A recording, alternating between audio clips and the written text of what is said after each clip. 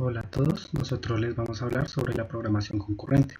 Nuestro grupo está conformado por Johan Sebastián Salamanca González, Mauricio Mesa Urbano y César Augusto Torres Ardila. Empezaremos hablando de la filosofía y los conceptos claves, luego hablaremos de las ventajas y desventajas, luego de los lenguajes de programación y los ejemplos y por último las aplicaciones. Empecemos hablando de la filosofía. La programación concurrente puede fundamentarse en esta frase, que es la ejecución simultánea de tareas interactivas. Ya veremos por qué a continuación. Formalmente, la programación concurrente se define como un conjunto de técnicas que permiten la ejecución concurrente entre tareas que pueden interactuar entre sí.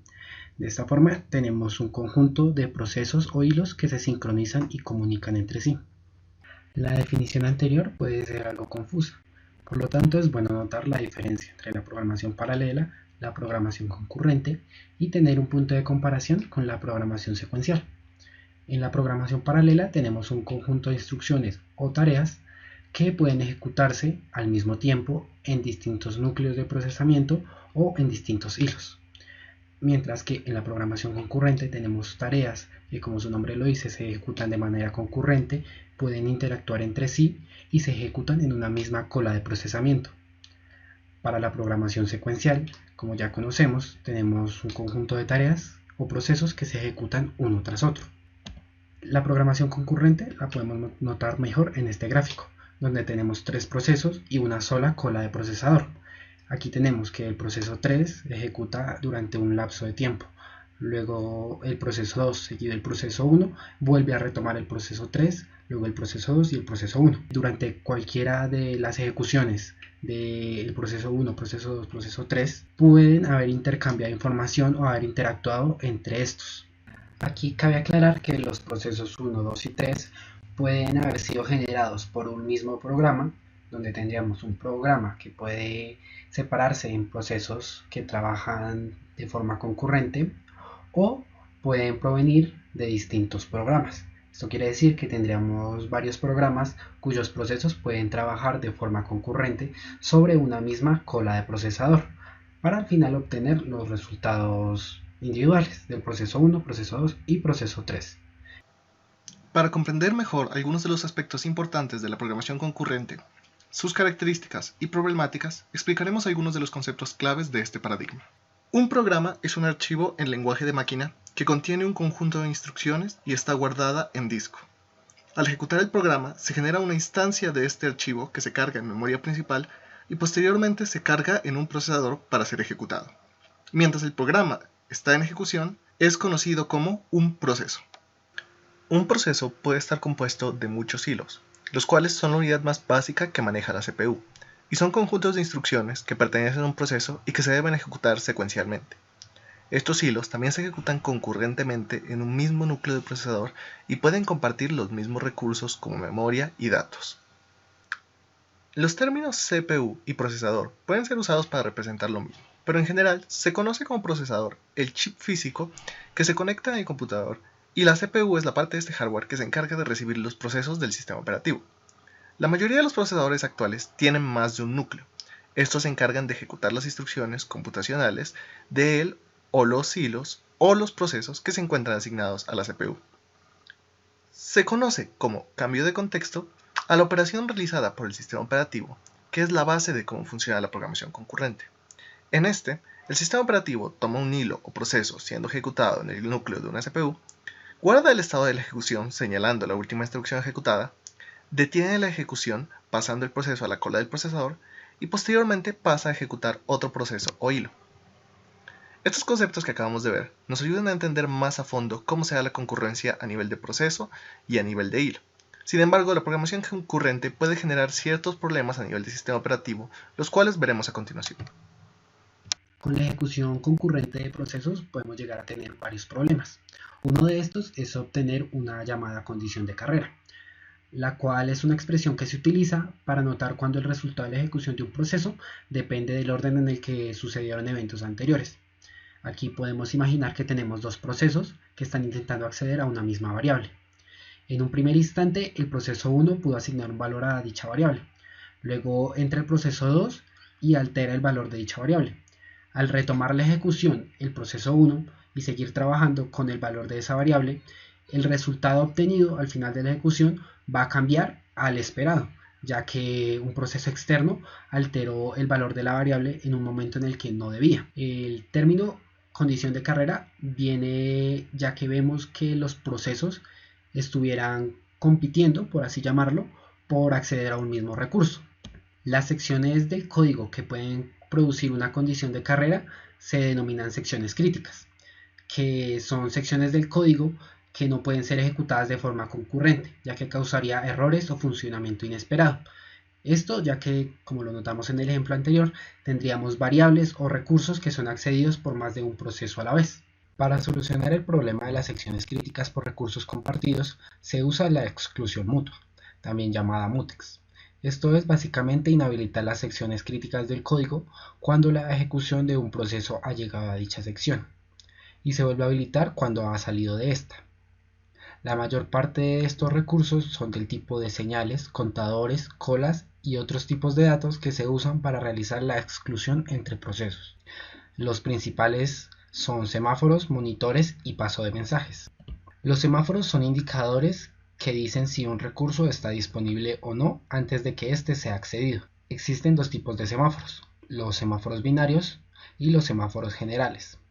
Los semáforos binarios son para proteger un único recurso, que puede estar disponible o no. Estos se indican con los valores 1 o 0 respectivamente. Los semáforos generales sirven para proteger un conjunto de recursos. Así, el semáforo funciona como una variable contadora, que se va decrementando a medida que los recursos van siendo ocupados por un proceso, y se incrementa cuando el recurso vuelve a estar disponible. Estos generalmente se usan para proteger un grupo de recursos del mismo tipo. Los monitores son una estructura de datos abstracta, la cual cuenta con mínimo los siguientes elementos: un indicador, un conjunto de variables, un conjunto de procedimientos y un bloque de inicialización. Los monitores generalmente se implementan con semáforos, ya que son una abstracción de estos, diseñada para facilitar el desarrollo de programas concurrentes. Ya que la exclusión se realiza como un proceso interno de la estructura, esta puede ser accedida por varios hilos, y la estructura se encarga del proceso de asignación de los recursos. Los mensajes son una solución que brinda el sistema operativo y permite la comunicación y sincronización de procesos mediante cadenas de caracteres. Dado su direccionamiento, existen varios tipos de mensajes. Están los mensajes directos, están los mensajes indirectos y los mensajes implícitos. Los mensajes directos son en los cuales el proceso especifica tanto el emisor como el receptor. Los mensajes indirectos son aquellos en los cuales el mensaje no se envía a un receptor, sino que se envía a otra estructura de datos denominada buzón. Esto brinda una mayor libertad al trabajar con múltiples procesos, ya que es posible notificar a más de un buzón que un proceso liberó cierto recurso. Por último, en los mensajes implícitos, el emisor especifica quién es el receptor, pero el receptor no especifica cuál es el proceso emisor. Los buzones son un tipo de estructura de datos destinada a almacenar mensajes. En esto se especifica el número máximo de mensajes y una lista de los usuarios que pueden acceder o consultar dicho buzón. Cuando se manda un mensaje a un buzón, este se almacena hasta que otro proceso lea dicho mensaje y trabaja de forma bloqueante. Esto quiere decir que si el buzón está lleno y un proceso envía un mensaje, el proceso se bloqueará hasta que el buzón pueda recibir este mensaje. De la misma forma, si un proceso intenta leer un buzón vacío, el proceso se bloqueará hasta que llegue un mensaje para leer. Existen dos tipos de buzones: los buzones que pertenecen a un proceso y los buzones del sistema operativo. En el primer caso, el buzón existe tanto tiempo como el proceso exista, mientras que un buzón del sistema operativo existe mientras no se haga un llamado a la instrucción que destruye dicho buzón. La programación concurrente tiene ciertas ventajas y ciertas desventajas como paradigma de programación. Primero veremos algunas de las ventajas de la programación concurrente. Optimización. Un programa que se ejecuta secuencialmente se detiene por completo en caso de necesitar una respuesta de usuario, esperar una llegada de datos o cualquier operación que requiera un tiempo de espera. Sin embargo, al ejecutarse concurrentemente, podemos separar en hilos la parte del proceso que necesita este tiempo de espera y al momento de ejecutarse, este puede realizar un cambio de contexto y ejecutar otros hilos del proceso mientras espera la respuesta. Esto permite un menor tiempo de ejecución que un programa ejecutado secuencialmente, aprovechando la CPU y cada uno de sus núcleos al máximo. Responsividad al usuario. En un programa secuencial, al momento en que el programa debe realizar una tarea que tome mucho tiempo de computación, el programa se quedará bloqueado y no responderá mientras ésta se realiza. Sin embargo, utilizando concurrencia, el programa puede seguir respondiendo al usuario incluso si éste está en medio de realizar la ejecución de una tarea. De esta manera, el programa puede estar ocupado, pero sigue estando responsivo al usuario. Escalabilidad. Una vez los procesos están divididos en hilos que se ejecutan concurrentemente, no es necesario cambiar demasiado la implementación para permitir que estos también se ejecuten paralelamente en varios núcleos de procesador, reduciendo el tiempo de ejecución de cada proceso aún más. A continuación veremos algunas de las desventajas de la programación concurrente. Implementación. No todas las tareas en un programa pueden ser ejecutadas concurrentemente. Por esto, es necesario examinar cuidadosamente el programa para encontrar qué tareas pueden dividirse en hilos concurrentes y cómo hacerlo de la manera más óptima posible. Asimismo, una mala implementación de concurrencia, como un proceso con muchos hilos, puede llevar a muchos cambios de contexto, y debido a que cada cambio de contexto toma un tiempo determinado, demasiados cambios de contexto generan que el programa se ejecute más lentamente que si se ejecutara secuencialmente. Pruebas y depuración. Un programa ejecutado secuencialmente solo puede ser ejecutado de una manera y en un orden específico. A diferencia de esto, un programa concurrente puede ser ejecutado de varias maneras y en diferentes órdenes que dependen de los tiempos de espera, ordenamiento de procesos en la cola del procesador, capacidad del procesador, etc. Esto puede generar muchos errores y bugs que deben ser tenidos en cuenta a la hora de realizar testing y debugging y aumentará el tiempo que se demora en desarrollar el programa. Manejo de datos. Como ya hemos visto, hilos y procesos que comparten datos e información pueden generar errores al modificar estos datos o tratar de acceder a ellos al tiempo. Las herramientas utilizadas para resolver esto igualmente pueden aumentar el tiempo de ejecución o de desarrollo del programa y puede llegar a generar errores no esperados.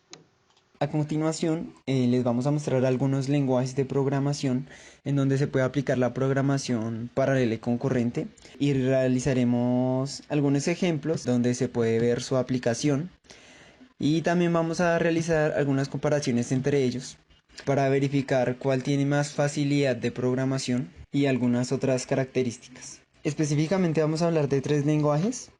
El primero es Java, el segundo es C++ y el tercero es Python. Lo que vamos a hacer es hablar algunas propiedades de cada lenguaje y vamos a mostrar un ejemplo de programación paralela y otro para programación concurrente. Y vamos a mostrar ese mismo ejemplo en su implementación en los 3 lenguajes para poder realizar las comparaciones. Entonces, el ejemplo de programación paralela consiste en desarrollar un algoritmo que ejecute un número de procesos independientes de forma simultánea, como puede ser el caso de un servidor que necesita atender las peticiones de muchos clientes, pero no necesariamente estos clientes tienen que interactuar entre ellos. También puede ser el caso de una simulación donde se tienen entidades que pueden ser procesos estocásticos independientes que tampoco necesariamente tienen que interactuar entre ellos. Y el ejemplo de programación concurrente consiste en desarrollar un algoritmo que ejecute un número de procesos dependientes simultáneamente. Dependientes puede ser, por ejemplo, en el caso de una industria que está fabricando un producto en específico, donde este producto está compuesto por partes y cada parte es un proceso independiente, pero en algún punto, cuando estas partes se tienen que combinar para tener un producto final, pues ya hay dependencia. Entonces, cada uno de estos procesos tiene que esperar a que los demás procesos terminen para poder continuar. Entonces, vamos a explicar estos 2 ejemplos de forma muy general. El primer lenguaje de programación que tenemos, Java, permite realizar programación concurrente a través de hilos. Java tiene una librería que se llama Thread, que es muy amigable, por decirlo así. Para crear hilos en Java, básicamente basta con importar la librería, llamar al objeto e instanciarlo. Esto se da porque Java maneja hilos de forma nativa. En el momento en que se desarrolló Java ya se estaba pensando en esto, a diferencia de otros lenguajes que vienen más de tiempo atrás y pues también han implementado la programación concurrente, pero no desde el inicio como en Java. En Java los hilos son procesos ligeros que se ejecutan fuera de la línea de flujo actual. Es decir, cuando un algoritmo se está ejecutando normalmente se hace de forma secuencial, Pero cuando en Java creamos un hilo con un fragmento de código que se va a ejecutar en un proceso aparte, este proceso se sale de esa línea secuencial y pasa a ejecutarse en un proceso independiente. Bueno, en Java los cambios de contexto, es decir, cuando se ejecuta un fragmento de código en un nuevo hilo, estos cambios son menos costosos en tiempo de ejecución. Ok, para realizar nuestro ejemplo sencillo de programación paralela, lo que vamos a hacer es crear un método que va a tener un número de procesos secuenciales, 10 en este caso, y lo que vamos a hacer es simular cada uno de estos procesos con una impresión en pantalla y con una espera relativamente aleatoria de 0 a 1 segundos para simular cada uno de nuestros procesos. Entonces, en el main, lo primero que tenemos que hacer es crear nuestro arreglo de hilos en Java. Vamos a crear 10 hilos y vamos a instanciar cada uno de estos hilos con un nombre. Y entonces lo que pasa en Java es que cuando nosotros instanciamos un hilo, cada uno de estos hilos implementa un método run que podemos sobreescribir para realizar nuestro proceso independiente. Entonces acá lo que vamos a hacer es llamar nuestro método de procesos para que se ejecute fuera del contexto actual. Posteriormente lo único que hacemos es iniciarlos y ya estos procesos se empiezan a ejecutar de forma simultánea e independientemente. Entonces acá a la derecha ustedes pueden ver un resumen de cómo fue el resultado de Java de este algoritmo realizando paralelismo. Entonces podemos ver que al inicio todos empiezan a ejecutar su proceso 0 y a mediados del algoritmo se puede ver cómo pues ya cada hilo se comporta de forma independiente dependiendo del tiempo que haya durado cada proceso. Y al final podemos ver cómo pues todos los hilos terminaron con su 10º proceso, que es el número 9. Entonces acá podemos ver pues que los hilos no dependen de cada uno y por lo tanto se puede predecir cómo se van a comportar cada uno de estos hilos en consola, pues porque cada uno está imprimiendo de forma independiente.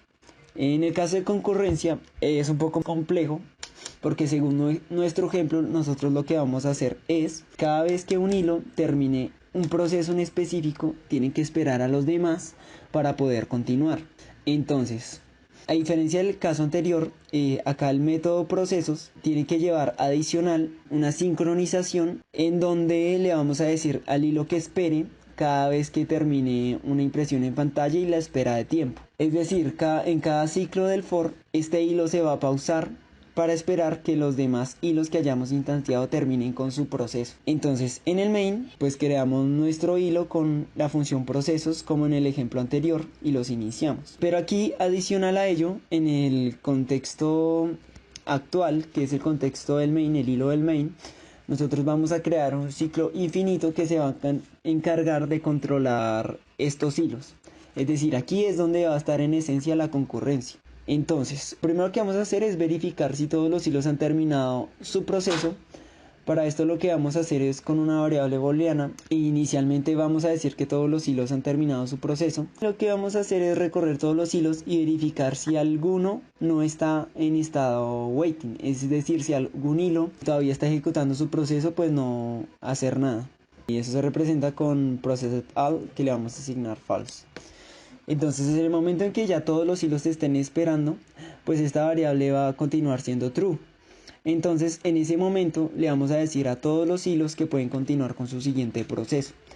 Y una vez que pues todos los hilos hayan acabado con sus procesos, pues ya podemos romper el ciclo infinito y habrá terminado el algoritmo. Entonces en la salida nosotros podemos ver cómo los procesos están más organizados a pesar de que los hilos se pueden ejecutar en diferente orden.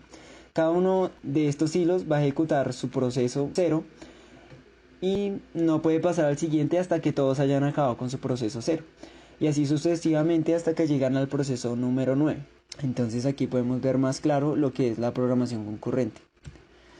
El siguiente lenguaje que tenemos es C++.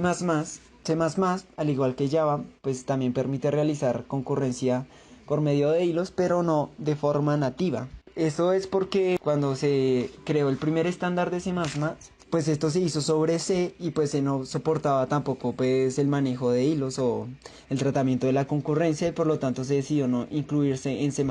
Sin embargo, Como pasa en muchos lenguajes, posteriormente pues el manejo de hilos, el manejo de la concurrencia se hizo más popular y por lo tanto C++ se vio obligado pues a realizar este manejo. ¿Cómo lo hizo? A través de una librería que se llama Thread, pues que permite la programación concurrente. Sin embargo, a diferencia de Java, C++ es mucho menos flexible, su código es más robusto y más difícil de manejar. Sin embargo, esta librería lo soporta. Entonces, el ejemplo de paralelismo es el mismo. Tenemos una función procesos, en donde cada proceso va a hacer la impresión en pantalla y tenemos un tiempo de espera relativamente aleatorio. Entonces, en el main lo que hacemos es instanciar los hilos. Aquí cuando creamos un nuevo hilo, este empieza a correr en el mismo momento en que lo estamos llamando, a diferencia de Java que hay que instanciarlo y luego hay que iniciarlo. Entonces aquí podemos ver cuando estamos llamando el hilo que pues hay que ponerle el nombre de la función y los parámetros, que en este caso va a ser el ID o el nombre. Y en C++ tenemos que iniciar cada uno de los hilos, a diferencia de Java, donde solamente hay que iniciar cada hilo independientemente para que se ejecute. Aquí tenemos que sincronizarlos, porque si no, C++ nos va a botar un error pues relacionado a la liberación de recursos. Estos hilos tienen que estar sincronizados porque de otra manera en C++ se pueden generar conflictos con los recursos que está utilizando. Entonces, de nuevo aquí podemos ver pues la salida que obtuvimos en C++, en donde inicialmente pues todos inician a ejecutar su primer proceso, pero en el transcurso pues cada hilo se empieza a comportar diferente de acuerdo al tiempo de espera que le haya tocado a cada proceso. Sin embargo, pues al final pues todos los procesos se terminan ejecutando independientemente. En el caso de la concurrencia, este es aún más complejo porque aquí tenemos que importar varias librerías para poder hacer la interacción entre los hilos. E incluso a diferencia ya hay muchas cosas que no están soportadas, como por ejemplo verificar cuando un hilo está esperando, poder notificar o esperar o darle esperar a un hilo desde otros hilos. Entonces necesitamos implementar otras maneras para poder controlar esto. Entonces, de nuevo tenemos nuestra función proceso, que es la que estamos ejecutando en cada hilo. Entonces, aquí adicional a la impresión en pantalla y al tiempo de espera, con el arreglo de hilos tenemos que implementar un arreglo de variables booleanas para verificar si está esperando y un arreglo de variables booleanas para verificar si ya ha terminado. Entonces lo que hacemos es que cuando la función procesos haya ejecutado su primer proceso, le decimos manualmente a una de las variables booleanas que pues ya está esperando. Lo que hacemos es notificar el wait con este método de la librería mutex. Lo llamamos para que bloquee pues el hilo que tenemos actualmente. Y aquí vamos a crear un ciclo que va a depender de nuestra variable booleana y le vamos a decir al hilo que espere. A diferencia de Java, aquí tenemos que crear un método para realizar la sincronización, puesto que esta sincronización se tiene que realizar en otro hilo. Bueno, aquí en C++ lo que vamos a hacer es crear un método aparte para realizar la sincronización, donde nuevamente vamos a realizar un ciclo infinito. Lo primero que vamos a hacer es verificar si todos los hilos han terminado un proceso, de la misma forma en que lo hicimos en Java. Entonces tenemos una variable proceso que inicialmente asumimos que todos los hilos han terminado y verificamos si algunos de los hilos no han terminado. Y en este caso pues cambiamos la variable a false. Esto en Java pues lo realizábamos con la librería thread de Java, que pues ya traía estas funcionalidades para verificar si un hilo estaba esperando o no. Pero en C++ lo tuvimos que hacer de forma manual con el arreglo de variables booleanas. Y entonces después verificamos que si todos los hilos pues ya han terminado, notificarles, si soporta esto con la librería, notificarle a los demás hilos que continúen con su siguiente proceso. Y pues si ya se han terminado todos los procesos, pues ya romper el ciclo infinito. Entonces en el thread tenemos aquí la creación de nuestro arreglo de hilos y el hilo, este hilo es el que se va a encargar de llamar el método sincronización, entonces lo creamos aparte. Entonces iniciamos todos nuestros arreglos, el waiting y el finished los asignamos en false y los threads los iniciamos acá. Recuerden que cuando nosotros llamamos un nuevo hilo con una función, ese se empieza a ejecutar en este mismo momento. Entonces después llamamos el hilo que va a realizar la sincronización entre los demás. Como les comenté anteriormente, en C++ es necesario realizar la sincronización entre todos los hilos para que no haya error de liberación de recursos. Entonces esto lo hacemos en este pedazo, le estamos realizando join a todos los hilos para que se sincronicen, incluyendo el hilo que está realizando la sincronización. Y de nuevo, pues en las salidas se puede ver ya cómo los procesos dependen de los demás. El proceso de cada uno de los hilos no va a cambiar hasta que el proceso de los demás hilos no haya terminado. Bueno, el tercer ejemplo que tenemos es Python. Bueno, Python, al igual que C++, no fue creado con la intención de ser multitarea, de soportar la programación paralela y concurrente o el manejo de hilos. Sin embargo, como bien sabemos, Python se caracteriza por sus librerías. Las librerías de Python es lo que le dan el peso que este lenguaje de programación tiene. Python, en términos base, es mucho más lento que Java y C++. Sin embargo, posteriormente a Python se le implementó una librería especializada en el manejo de hilos, que es bastante amigable. Su código es mucho más ameno y menos robusto que el de C++, y por medio de esta librería pues se puede hacer programación concurrente. Entonces aquí nuevamente tenemos el mismo ejemplo de paralelismo en Python, y como pueden ver pues es mucho más sencillo que el de Java y el de C++. Tenemos nuestra función proceso, donde cada proceso es una impresión en pantalla, y tenemos una espera aleatoria. Entonces lo que vamos a hacer es crear una lista de hilos, crear 10 hilos, aquí los estamos añadiendo, y lo que vamos a hacer es en la librería threading vamos a llamar un nuevo thread, que le vamos a pasar la función y los argumentos. Y después de eso lo que hacemos es iniciar cada uno. Como pueden ver es mucho más sencillo que en Java y en C++. Y nuevamente en la salida tenemos procesos que iniciando el primer proceso todos, pero dependiendo de la demora de cada proceso, pues cada uno de los hilos va a tener una duración distinta y se va a empezar a comportar de formas diferentes. Aquí tenemos el ejemplo de concurrencia en Python, que ya es un poquito más complejo, sin embargo el manejo del código sigue siendo mucho más sencillo que en Java y en C++. Y pues tiene algunas facilidades más que en Java y algunas que no tanto. Por ejemplo, en Python acá necesitamos nuevamente crear un arreglo de elementos booleanos que verifiquen si los está esperando o no. Esto en Java no es necesario. Sin embargo, Python continúa teniendo un código mucho más fácil de manejar. Entonces aquí tenemos nuestro proceso con el nombre del proceso, y bueno, adicional a la impresión y al tiempo de espera, lo que vamos a hacer es validar el waiting cuando ya haya terminado su proceso, y creamos un while que defende esta variable waiting nuevamente. Entonces en el hilo principal lo que vamos a hacer es crear todos nuestros hilos y iniciar el arreglo waiting en false. Luego iniciamos los hilos y aquí vamos a realizar la concurrencia entre los 10 hilos que hemos iniciado. Entonces vamos a verificar si los hilos han terminado un proceso. Esto lo hacemos a través de la lista de valores booleanos waiting. Entonces con esta variable processEdAll primero asumimos que todos los procesos ya han terminado su primer proceso, y luego verificamos si alguno de ellos no lo ha hecho y cambiamos el estado de la variable. Y una vez que todos hayan terminado su proceso, pues terminamos. Aquí podemos ver la salida, en donde ya todos los procesos están más organizados, porque aunque cada uno de estos hilos se pueden ejecutar de diferente orden, los procesos siempre van a terminar a que los demás hilos terminen para poder continuar con su siguiente proceso.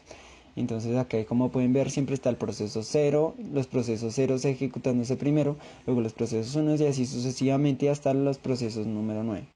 Bueno, en aplicaciones, programación concurrente, podemos tener servidores web, como es la llegada de muchos clientes simultáneamente, en donde el servidor necesita llevar el manejo de la programación concurrente para poder atender a todos estos clientes de forma simultánea y no que se queden unos esperando que todos los demás terminen. Lo que puede ser, para algunos puede ser más rápido y para otros puede ser muy demorado. Entonces es necesario el manejo de la concurrencia en los servidores web.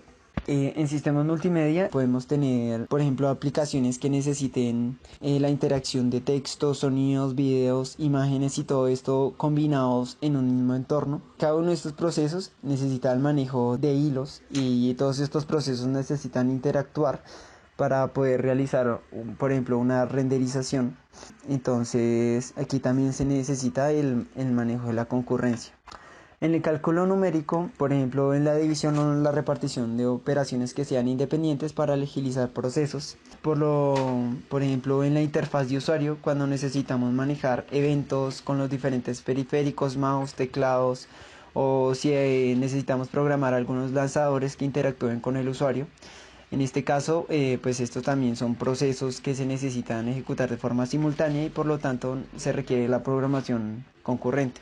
En la base de datos, en las bases de datos también es como el ejemplo de los servidores web, clientes simultáneos, en donde nosotros necesitamos, por ejemplo, bloquear tablas para que no hayan inconsistencias con la información. En los sistemas operativos, por ejemplo, en el manejo de tareas de diferentes aplicaciones, como ustedes pueden ver en los sistemas operativos, las aplicaciones se tienen que ejecutar de forma simultánea. Por eso es necesaria la programación concurrente aquí también. Sistemas de control, por ejemplo, señales simultáneas de partes de un sistema que también pueden ir de forma simultánea. O en la simulación, por ejemplo, en la programación por agentes, donde cada entidad pues tiene su propio comportamiento y todo se tiene que ejecutar simultáneamente en relación al tiempo. Y por último, pues tenemos el caso de los videojuegos, que es como el ejemplo más claro, pues porque aquí tenemos objetos autónomos dependiendo del tipo de juego, pero aquí tenemos también objetos que se ejecutan de forma independiente. Y bueno, pues si este tema les ha llamado la atención y desean profundizarlo más, aquí pues les mostramos las referencias de donde encontramos toda nuestra información. Pues eso sería todo. Muchísimas gracias.